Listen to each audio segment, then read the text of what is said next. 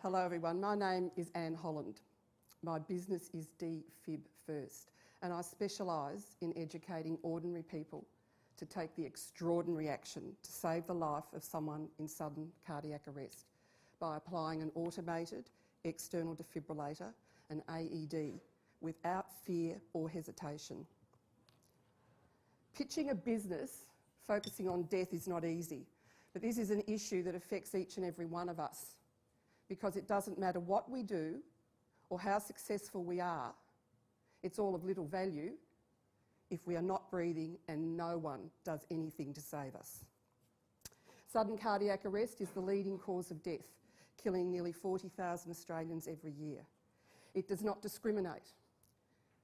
It can strike anyone of any age, any time, anywhere, and there is widespread lack of awareness of its significance and its incidence.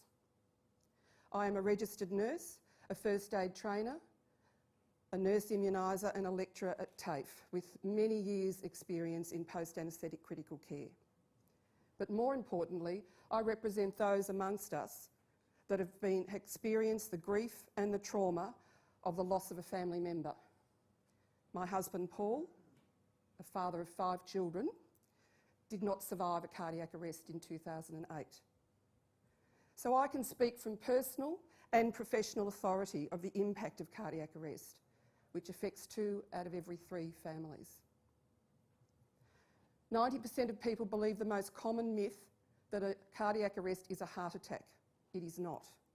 Although a heart attack can result in a cardiac arrest, there are many other causes, and it occurs when the heart's electrical control system suddenly stops the heart beating. It has no warning signs. 75% of cardiac arrests occur outside of a hospital, and survival is dependent upon early defibrillation and CPR. Samantha is a 32-year-old new mother who had a cardiac arrest at her gym in May. A local business had recently purchased an AED, and that's the reason why Samantha is still alive today. Anyone, the one cause of death that anyone, regardless of whether they have first aid or medical training, can reverse and restore a life is cardiac arrest. The problem is there are too few AEDs, defibrillators, in the community and the workplace, and too few people who have the confidence and the knowledge to apply them.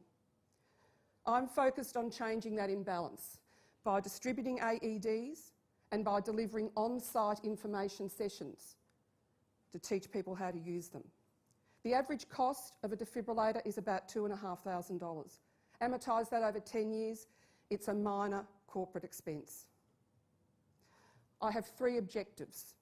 The first is to bust the myths and fears associated with cardiac arrest with my soon-to-be-published book, 7 Shocking Truths About Defibrillators. Secondly, it's to implement the distribution of AEDs into every supermarket in the country.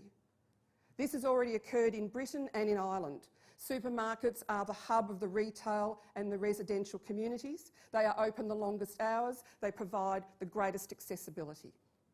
The third objective is to lobby government for legislative change so that AEDs become mandatory in the first aid kits in the workplace. It is now compulsory that you be competent in using an AED in first aid training, but it is not compulsory to provide the device in the workplace. The law is lagging behind the technology and it needs to catch up. I have the knowledge, the expertise and the experience to take my message to the marketplace. To make it a reality, however, I need an advisory team of mentors, PR and media experts to guide me in scaling this business to a nationwide information, education and distribution AED service. Secondly, connections with decision makers who can influence and instigate change. Key industry figures in OH&S, members of Parliament and high-profile personalities such as James Packer, whose father Kerry was revived from a cardiac arrest at a polo game. In closing, I invite everyone here present to become ambassadors for change. Start the conversation. How easy it is and simple it is to use an AED and save a life. We just need to have people activated and willing to have a go. And then we let the AED do its magic. I'm Anne Holland. My business, life-saving business, is Defib First.